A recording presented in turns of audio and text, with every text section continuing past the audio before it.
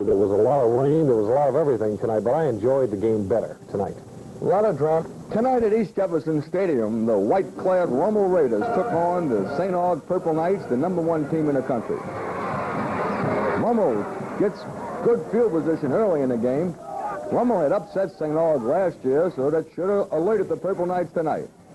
But good hard running by Rummel's Sniving, and it's an early touchdown for the Raiders. They go on top 7-0. St. Aug came back, and in the third quarter, St. Aug tied the score. This put them in good field position, a long run. But the Rummel Raiders came back again, and the upset tonight was Rummel 14, St. Aug 7, a touchdown pass there. Quarterback Darren Dixon got hurt. In the other game, Shaw beat Holy Cross 17-0.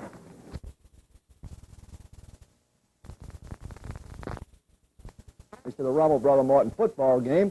With Martin leading 9-7, just 6 seconds remaining in the game, Rummel was some 42 yards away. Quarterback Jay Roth, they flood 3 receivers down the right sideline. He drops back. There it is, the Hail Mary, the Big Ben, whatever you want to call it. The ball bounces up, number 80. Artie DeLaunaville gathers it in at the 10. He runs in, and Rummel's got a 13-9 victory. And afterwards, we talk with quarterback Easton Roth. The world, to our Raider Pride defense, had played tremendous football and kept us in this football game. Without those young men on the defensive side tonight, I just don't believe we would have won this football game.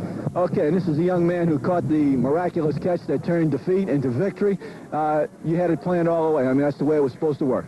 Yes, the coaches just tell us to run down the field, and Jay Roth, quarterback, just throws it up, and just tell the receivers to try and bat the ball around and let somebody catch the ball. After you get it, just haul tail into the end zone. That's what we did. Okay, let's hear it, guys. All right, all right. Okay, obviously the first gentleman was not quarterback Jay Roth. It was his father. It was the coach, Easton Roth. And I'd like to give a little credit here to our photographers, Paul DeCordy and Mike Trufant, for catching that Big Ben shot.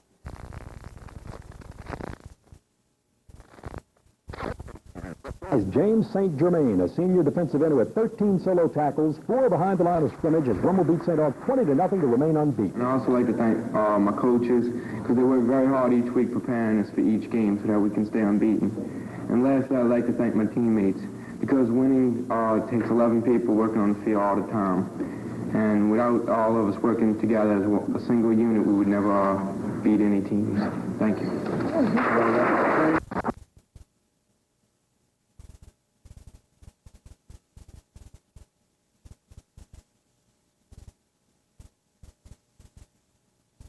Last Friday, the state Quad A Prep Championship was decided. Got together and selected the players they thought had the most outstanding years in each Quad A district in the New Orleans area. Tonight, we take a look at the All-Stars in District 11. Rick Fernandez, center, Holy Cross. Mike Carone, guard, Brother Martin. Eddie Jacobs, guard, Brother Martin. Bo Rodriguez, tackle, Jesuit. Mark Becknell, tackle, Archbishop Shaw High School. Artie DeLaunaville, tight end, Archbishop Rummel High School. Kenny Armstrong, split receiver, Chalmette. Dennis Deegan, running back, Holy Cross. Ron Smith, tailback, Archbishop Shaw. Gil Fenity, tailback, Jesuit. Jay Roth, quarterback, Archbishop Rummel. Charlie Lewis, punter, Archbishop Shaw. Rusty Rousseau, kicker, Holy Cross. And the Offensive Player of the Year is quarterback Jay Roth of Rummel. Eric Kiddock, nose guard, Jesuit. Roland Weber, tackle, Holy Cross. Tracy Nicol, tackle, Rummel. James St. Germain, Ian, Rummel. June Robert and Brother Martin. Kurt Seither, linebacker, Rummel. Pat Cummins, linebacker, Chalmette. Mike Atuso, linebacker, Holy Cross.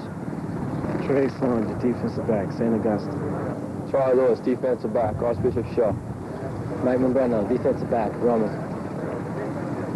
The Defensive Player of the Year is Pat Cummings of Chalmette, and the Coach of the Year is Easton Roth of Rummel. For team, even more so than talent, is experience, and the Raiders have experience entering this state championship tournament.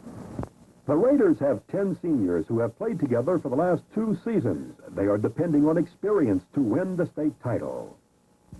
We've got some clutch hits, we've got some experienced players, and that's what it takes. Experience in high school baseball is probably the most important element, and we get the right people up to bat. They've been coming through for us, so we just hope they can continue to do that.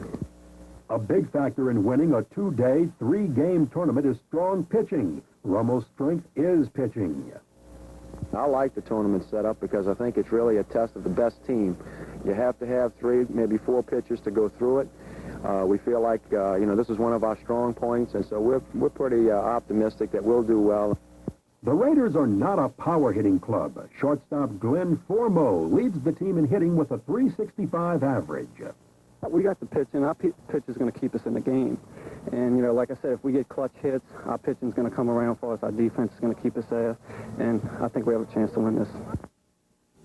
Well, Hollywood Henley's the state Quad A baseball title. As Dave DeMotlison reports, Rummel's Raiders think they can wrest that title away from the Blue Jays if they play Raider baseball. Defense and strong pitching. It's a combination Rummel hopes to use against Jesuit for the state championship Wednesday, where the Raiders will throw Dale Stokes at the Blue Jays, a junior who's hurled Rummel to the District 11 title this year, beating Jesuit twice. Well, it worked out the way we had, hoped it would. We tried to, hold Dale if we could. We had him warming up in one game. Of course, we don't have too many easy games, but it worked out for the best. And now with the extra 2 days, we also have the advantage of possibly, if we need some of our other pitchers, now they have a few days rest. So it may work out, the delay may also help us. Psychologically, do you think it's going to help Rummel having beaten Jesuit the last 2 times?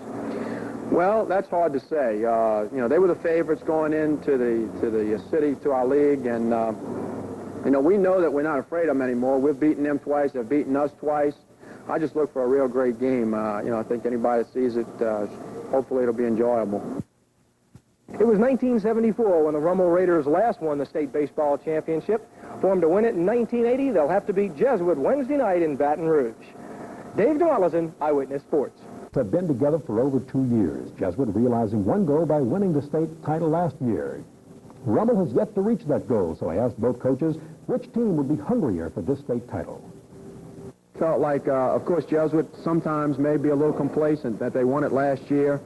We maybe felt like we were a little bit hungrier in the district title, but having beaten them, I don't think that's going to be the case this time around. I think they know that, we are legitimately a good team. They'd be more hungry than Jesuit for this title? No, I don't think they'd be more hungry. Defending champion doesn't particularly care to give up his title. So I think we're going to be as hungry as anyone. Back with